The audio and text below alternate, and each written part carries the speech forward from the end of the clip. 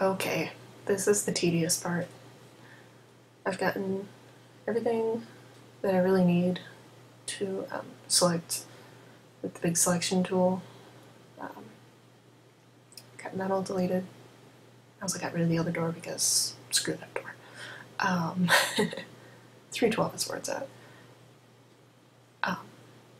But yeah, this is the part that I hate, and you will probably hate, but it's where you go in with the eraser and you actually get close. Oops. Takes forever.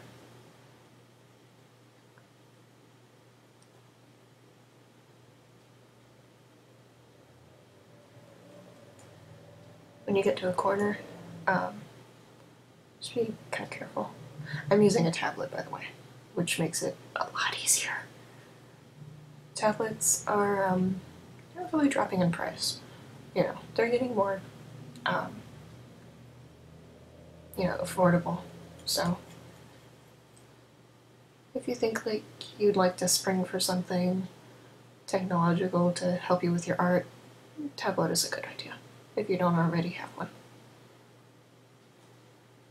They take a lot of getting used to, but once you get used to them, they're really nice. One thing that you'll want to remember about this is that the near and the far are two different things. So always go back and look at it at 100% to make sure that you're not getting like a little bit of extra left. Right here, that isn't extra. That is reflection off the fabric. The light reflects off of it pretty well. So you're gonna leave that there, we'll take care of it later. Okay, and hair. Oh my god, I hate hair. Okay. What I usually do is I lower the opacity of my eraser. That way I can just kind of get really close to it without worrying too much about destroying it completely. And then I just kind of erase more as I get further away from the hair itself. This is all in hopes that I won't lose those nice wispy strands. But if you do lose them, then just go in with the paint tool, get the color, and, just kind of redo them. I'm probably going to lose these. These are so tiny.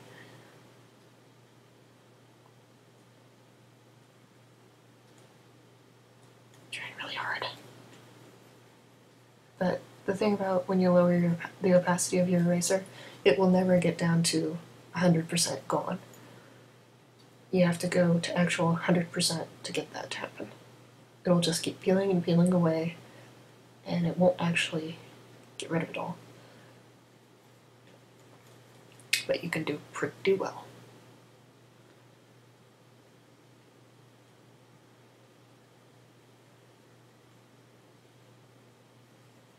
I'm listening to the Silent Hill soundtracks right now. Not the Mary Elizabeth songs, but the actual ambient soundtrack things. Right now I've got the final boss fight from Silent Hill 3. So I'm hearing like organs and heavy mechanical breathing and stuff, and I'm just dinking away with my eraser tool during all of this. It's a really epic song. Of course, just about everything Akira Yamaoka touches is epic, so I think a lot of people are wising up to that. That Lollipop Chainsaw game? Yeah, he's doing the sound for that.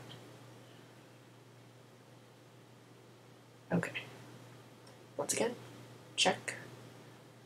It looks pretty decent. Not too bad. So that worked out pretty well. Okay, when you go back to do the rest of it, don't forget the opacity. Back to 100%. And erase away. Now, when you have a picture like this where it turns out a little bit blurry, basically shave off that layer of that, well, not really a layer, that little bit of blur that you get, just take it right off.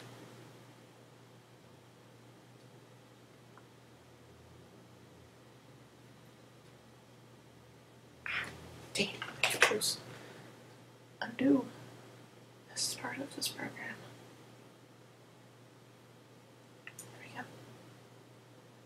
And the rest of her is on the door, so I don't need to get rid of that.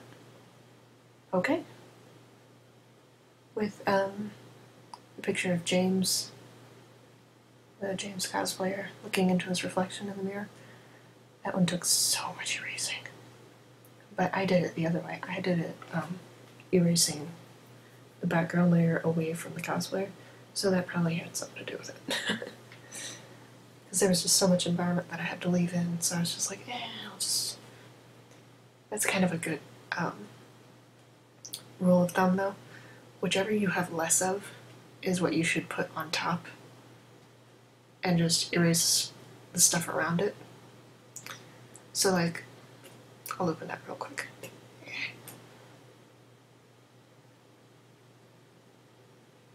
So, like, with the James cosplay that I did,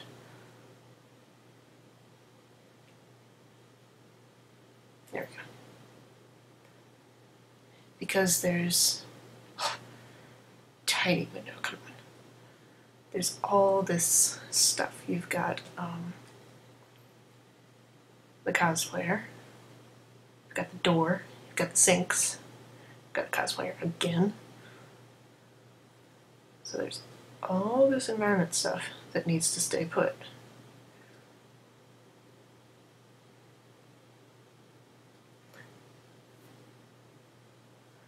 So whatever you have less of is what you want to have as a separate layer. Because it just kind of makes it easier. But yeah. So back to Mary. Save so often. Okay, I've got some more time left in this video, so I'm about halfway through. So I'm going to start showing the dodge tool as it's applied, or the dodge and burn tools as they're applied to the background. Now, one thing you want for pictures like this, where there's somebody very prominent in the picture, you know, you're not trying to hide them, you might as well let them have some light over them. Okay, the dodge tool is the lightning tool. So here you can have it set to shadows, where it'll mostly affect shadows. You can have it set to midtones, where it'll affect midtones mostly, which mostly means everything. But if you're like working with dark black, then use the shadow tool. And highlights, which mostly affects lighter colors. And in elements, it also makes everything look like it has direct sunlight on it. So how does this affect, like, an actual person? This is something that I did on James to make him look like he had light shining down on him from above, like he does in the game. You just go like that. You follow the contours of the face that already have light on them. Like right there especially. That catches a lot of light. Now, the burn tool is the opposite. It darkens. So it'll darken shadows more, which seems a little redundant, but it's not. Make sure you have the right layer. But it'll burn them really dark. So you see it like that. Or you can do midtones. And this also kind of saturates the color too. So be mindful of that. Midtones, basically everything, but it's not as severe as the shadows setting, even when they're both set at the same amount of exposure. And then you have the highlights tool setting, whatever, which will basically darken stuff only in its own actual value. It won't add saturation like the other two settings will. In Creative Suite versions of Photoshop, there will also be a little protect tones thing, which will prevent that sort of thing. Like, it'll prevent adding saturation and changing the color, basically. So there's also that option. It would be right here. Okay, so how can we apply this to the hallway to make it more atmospheric? Well, one thing that we can do overall, if we need to just do the whole thing, you go to Enhance. I usually go to Adjust Color, Adjust Hue Saturation, because it also has the lightness bar on it. So, lower the lightness, raise it. Raising it usually just adds white. And then when I darken it, it loses color. So I can increase the amount of color to it, or I can make it more gray. Or if I don't like either of those, like if I don't like the color altogether, like I want that carpet to be a different color, then I go with the hue slider, which basically slides it along a color wheel. That'll affect the whole layer though, or whatever you select. So, I do this, make that dark and vivid and green, whatever I want to do.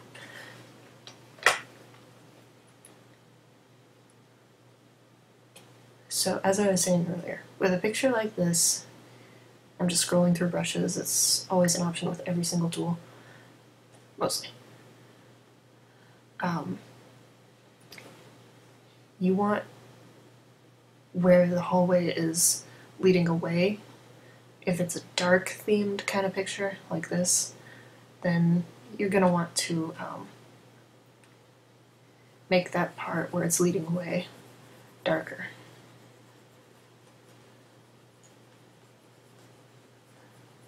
Where the ceiling meets the wall also, just basically make that dark. Darken all the things! You might even do it like this, so make it really apparent who the focus is. But see, since these are different layers, it doesn't affect the door. The door just looks weird. So we select that layer and do the door too. But there, just for old time's sake. Just be careful that you don't go like this and get it on the legs, because that doesn't look right. Okay. Now how could we lighten this, maybe, and make it work? Well, let's try midtones. Another big brush. big. There we go. Oh, whoops. Go like this. Like that. So that's basically how you do the background with dodge and run. For something like this, anyway. Next, we're going to do it as applied to the character themselves.